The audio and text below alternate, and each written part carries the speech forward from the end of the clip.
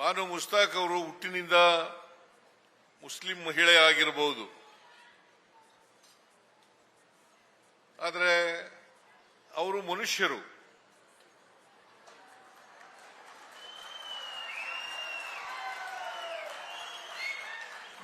ಮನುಷ್ಯರನ್ನ ಪ್ರೀತಿಸಬೇಕೆ ಹೊರತು ಧರ್ಮದ ಆಧಾರದ ಮೇಲೆ, ಜಾತಿಯ ಆಧಾರದ ಮೇಲೆ ದ್ವೇಷಿಸಬಾರದು.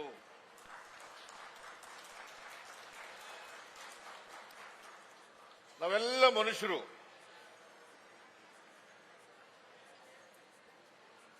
ನಾವು ಪರಸ್ಪರ ಪ್ರೀತಿಯಿಂದ ಇರಬೇಕೆ ಹೊರತು ಪರಸ್ಪರ ದ್ವೇಷದಿಂದ ಇರಬಾರದು. ಅದು ಮನುಷ್ಯತ್ವದ ಲಕ್ಷಣ ಅಲ್ಲ. ಇತಿಹಾಸವನ್ನ ತಿರುಚಿ ಸ್ವಾರ್ಥಕ್ಕೋಸ್ಕರ, ರಾಜಕೀಯಕ್ಕೋಸ್ಕರ ಮಾಡ್ತಕ್ಕಂಥದ್ದಿದೆಯಲ್ಲ, ಅದು ಅಕ್ಷಮ್ಯ ಅಪರಾಧ ಅಂತಕ್ಕಂಥ ಮಾತುಗಳನ್ನ ಹೇಳಲಿಕ್ಕೆ ಬಯಸ್ತಾ ಇದ್ದೇನೆ. ಯಾರೇ ಆಗಲಿ ರಾಜಕೀಯಕ್ಕೋಸ್ಕರ ಬಳಸಬಾರದು.